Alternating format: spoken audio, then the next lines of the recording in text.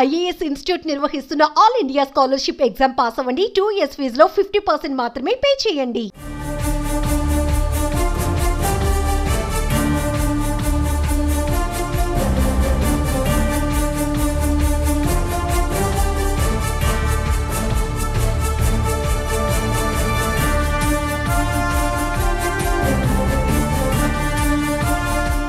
తెలంగాణలో దారుణం చోటు చేసుకుంది.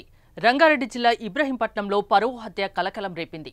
కులాంతర వివాహం చేసుకున్న మహిళా కానిస్టేబుల్ ని సొంత తమ్ముడే దారుణంగా కిరాతకంగా హత్య చేశాడు. దారి కాచి నరికి చంపాడు. రాయపూల్ ప్రాంతానికి చెందిన నాగమణి 2020 బ్యాచ్కి చెందిన కానిస్టేబుల్. హయత్ నగర్ పోలీస్ స్టేషన్లో ప్రస్తుతం ఆమె విధులు నిర్వహిస్తున్నారు.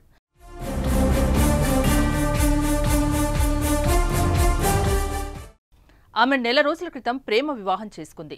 నవంబర్ 1వ తేదీన యాదగిరిగుట్టలో ప్రియుడు శ్రీకాంత్ను వివాహమాడింది. మొదటి భర్తతో విడిపోయిన నాగమణికి ఇది రెండవ వివాహం. ఆమెకు తల్లిదండ్రులు లేరు. పరమేష్ ఒక్కడే సోదరుడు. అయితే అక్క పెళ్లి పరమేష్కు ఇష్టం లేదు. కులాంతర వివాహం కావడంతో అతడితో ఇతర కుటుంబ సభ్యులు కూడా ఒప్పుకోలేదు. కానీ తమ్ముడి మాటను కాదని నాగమణి శ్రీకాంత్ని పెళ్లి చేసుకుంది. భర్తతో కలిసి ఇబ్రహీంపట్నంలోనే కాపురం ఉంటున్నారు.